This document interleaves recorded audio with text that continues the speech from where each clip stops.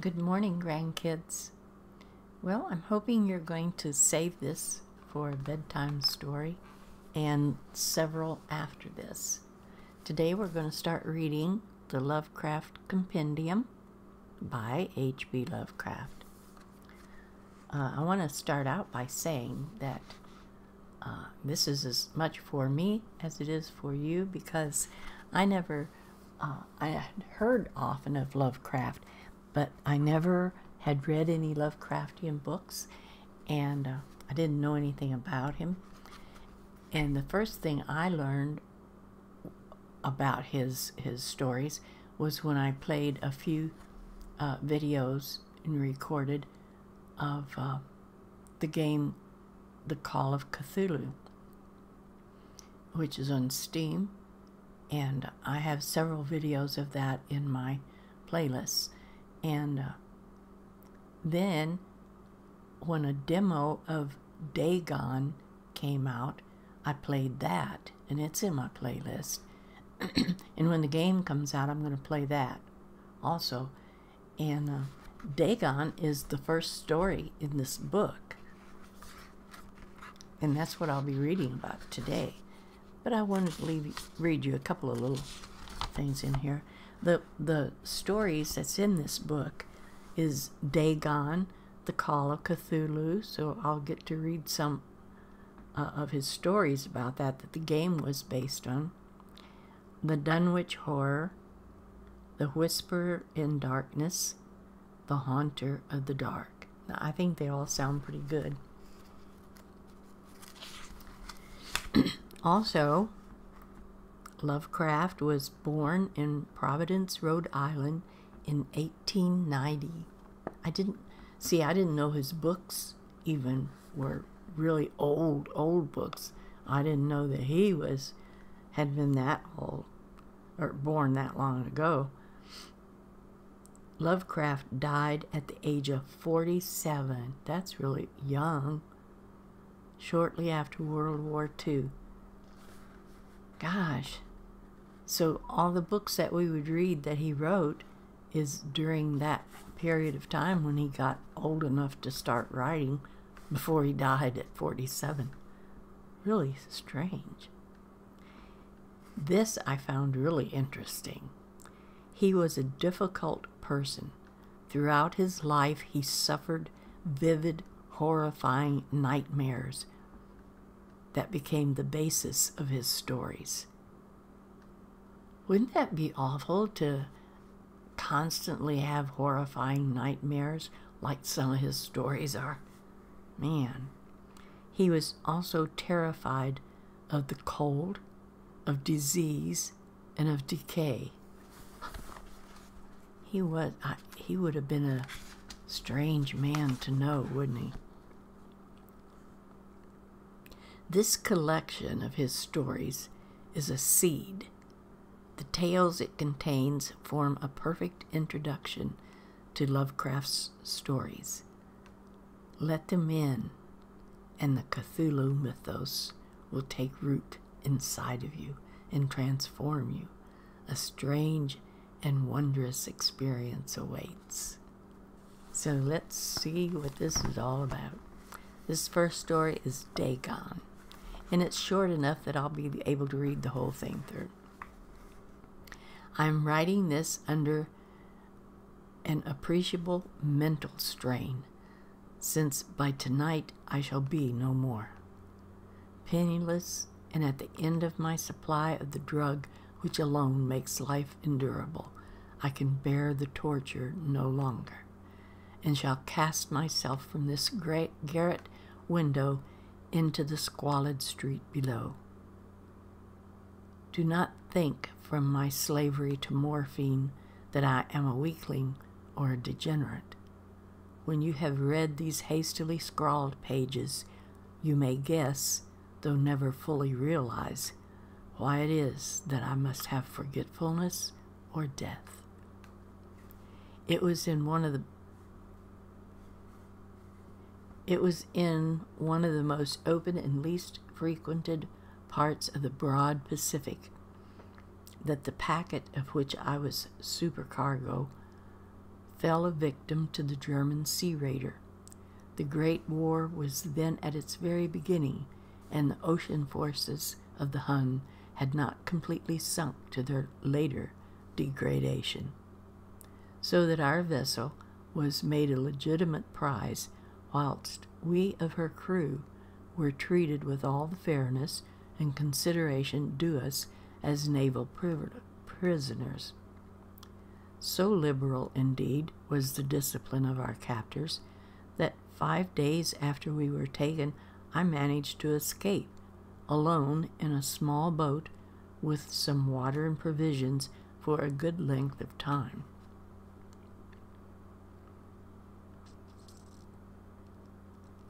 When I finally found myself adrift and free, I had but little idea of my surroundings. Never a competent navigator, I could only guess vaguely by the sun and stars that I was somewhat south of the equator. Of the longitude I knew nothing, and no island or coastline was in sight. Weather kept fair, and for uncounted days I drifted aimlessly beneath the scorching sun, waiting either for some passing ship or to be cast on the shores of some habitable land.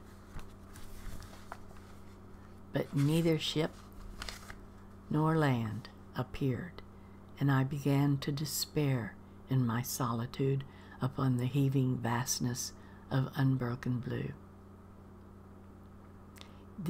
Now here is where that demo of the game starts. It opened with this scene. The change happened while I slept. Its details I shall never know, for my slumber, though troubled and dream-infested, was continuous. I don't know how I could have slept through all whatever happened.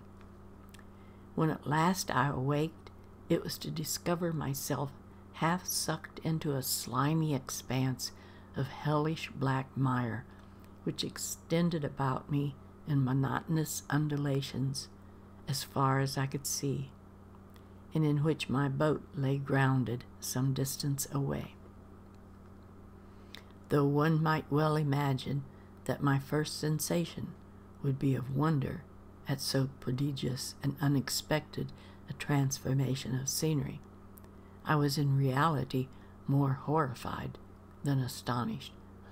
I would have been both horrified and astonished, for there was in the air and in the rotting soil a sinister quality which chilled me to the very core. The region was putrid with the carcasses of decaying fish and other less describable things, which I saw protruding from the nasty mud of the unending plain. Perhaps I should not hope to convey in mere words the unutterable hideousness that can dwell in absolute silence and barren immensity. There was nothing within hearing, and nothing in sight, save a vast reach of black slime.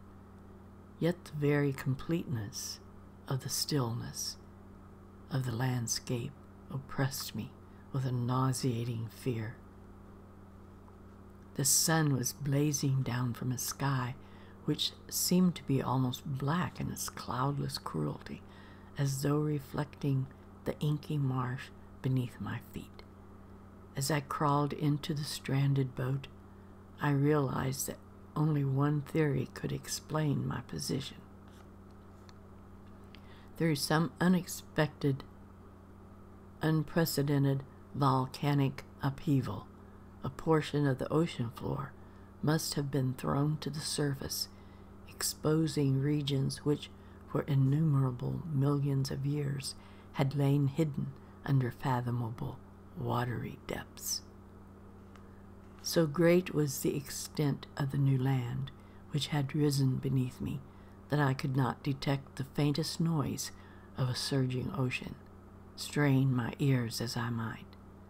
Nor were there any seafowl to prey upon the dead things. For several hours I sat thinking or brooding in the boat. which lay up on its side and afforded a slight shade as the sun moved across the heavens. As the day progressed, the ground lost some of its stickiness and seemed likely to dry sufficiently for traveling purposes in a short time. That night I slept but little, and the next day I made for myself a pack containing food and water, preparatory to an overland journey in search of the vanishing sea and possible rescue. On the third morning, I found the soil dry enough to walk upon with ease. Now, there in the game demo is where I stopped also and said, if this was the bottom of the ocean upheaved to the top, all this black miry muck was there, I know that there was enough sediment in the bottom of the ocean that it could not start to dry out within a day and be something that could be walking on within 3 or 4 days. That just does not make sense to me. I'm sorry. The odor of the fish was maddening, but I was too much concerned with graver things to mind so slight an evil, and set out boldly for an unknown goal. All day I forged steadily westward, guided by a faraway hummock which rose higher than any other elevation on the rolling desert. That night I encamped, and on the following day still traveled toward the hummock. And I think right in there is where that demo stopped. So I'm really anxious to see how the game progresses.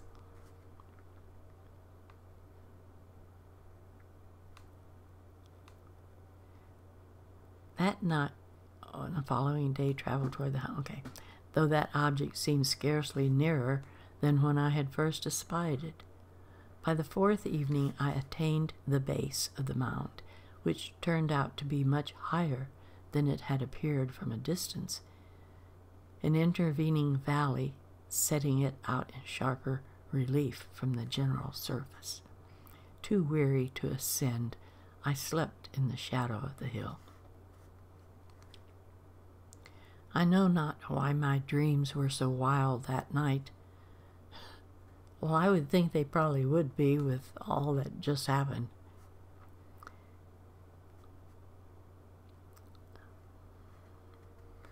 But ere to the waning and fantastically bright moon had risen far above the eastern plain, I was awake in a cold perspiration, determined to sleep no more. Such visions as I had experienced were too much for me to endure again, and in the glow of the moon I saw how unwise I had been to travel by day.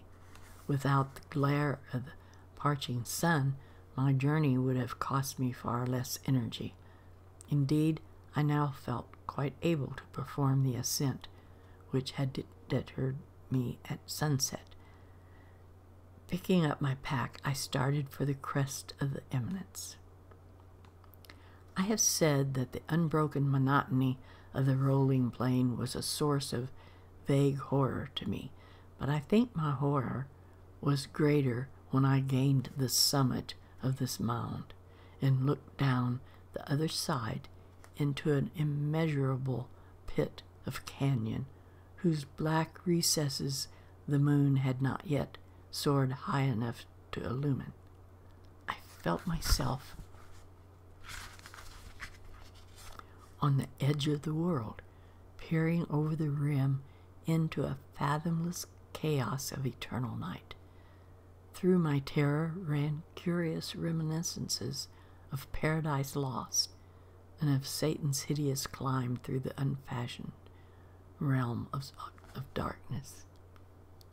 As the moon climbed higher in the sky, I began to see that the slopes of the valley were not quite so perpendicular as I had imagined. Ledgings and outcroppings of rock afforded fairly easy footholds for a descent, whilst after a drop of a few hundred feet, the declivity became very gradual. Urged on by an impulse which I cannot definitely analyze, I scrambled with difficulty down the rocks and stood on the gentler slope beneath, gazing into the Stygian depths where no light had yet penetrated. All at once, my attention was captured by a vast and singular object on the opposite slope, which rose steeply about 100 yards ahead of me. An object that gleamed whitely in the newly bestowed rays of the ascending moon. That it was merely a gigantic piece of stone, I soon assured myself, but I was conscious of a distinct impression that its contour and position were not altogether the work of nature. A closer scrutiny filled me with sensations I cannot express, for despite its enormous magnitude and its position in an abyss which had yawned at the bottom of the sea since the world was young, I perceived beyond a doubt that the strange object was a well-shaped monolith, whose massive bulk had known the workmanship and perhaps the worship of living and thinking creatures. I gotta have a drink.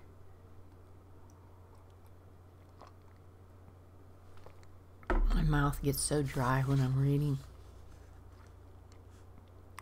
Dazed and frightened, yet not without a certain thrill of the scientist's or archaeologist's delight, I examined my surroundings more closely.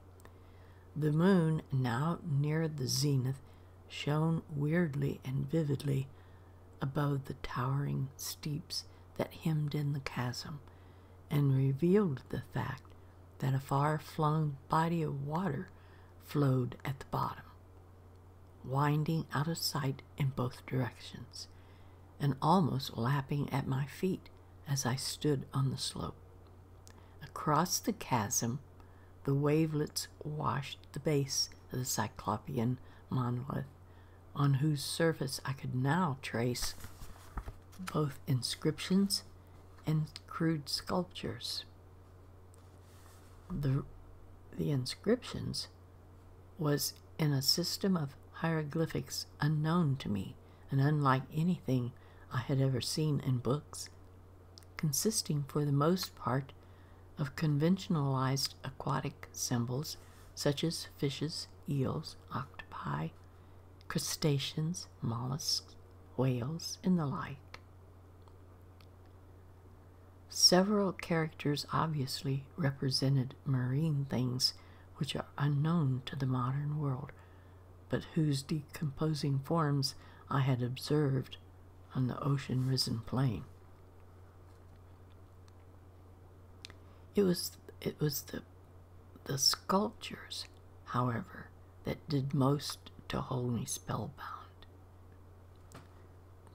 The carvings, plainly visible across the intervening water on account of their enormous size, were an array of subjects that would have excited the envy of Doré. Doré drew really weird and horrible pictures. I think that these things were supposed to depict men, at least a certain sort of men, though the creatures were shown disporting like fishes in the waters of some marine grotto, or paying homage at some monolithic shrine which appeared to be under the waves as well. Of their faces and forms I dare not speak in detail, for the mere remembrance makes me grow faint, grotesque beyond the imagination of a Poe or a Bulwer, writers of horror fiction. They were damnably human in general outline, despite webbed hands and feet, but shockingly wide and flabby lips, glassy, bulging eyes, and other features less pleasant to recall. Curiously enough, they seem to have been chiseled badly out of proportion with their scenic background, for one of the creatures was shown in the act of killing a whale, represented as but little larger than himself.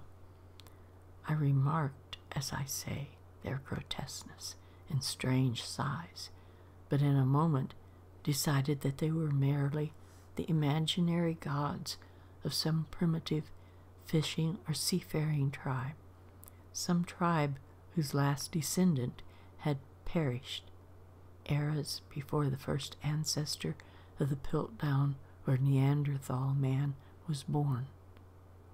Awestruck at this unexpected glimpse into a past beyond the conception of the most daring anthropologist, I stood musing whilst the moon cast queer reflections on the silent channel before me.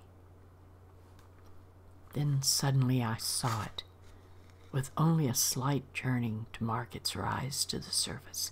The thing slid into view above the dark waters. Vast and loathsome, it darted like a stupendous monster of nightmares to the monolith, about which it flung its gigantic scaly arms, the while it bowed its hideous head and gave vent to certain measured sounds. I think I went mad then.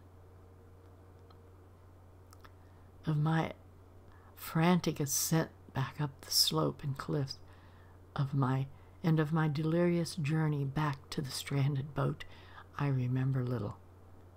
I believe I sang a great deal and laughed oddly when I was unable to sing.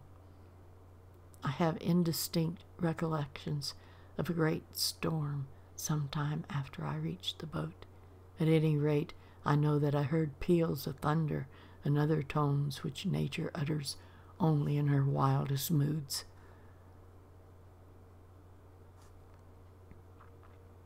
When I came out of the shadows, I was in a San Francisco hospital, brought thither by the captain of an American ship which had picked up my boat in mid-ocean.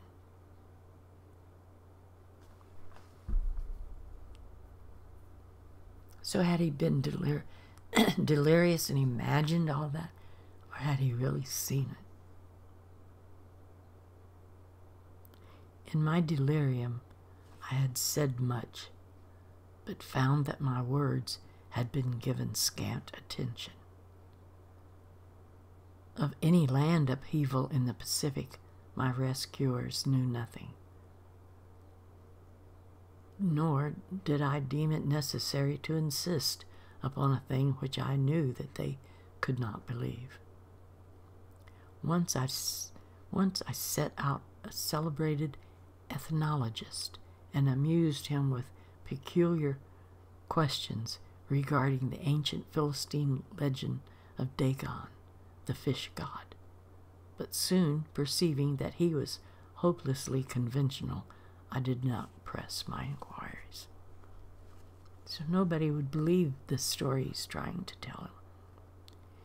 It is at night, especially when the moon is bright and waning, that I see the thing. I tried morphine, but the drug has given only transient surcease, and has drawn me into its clutches as a hopeless slave.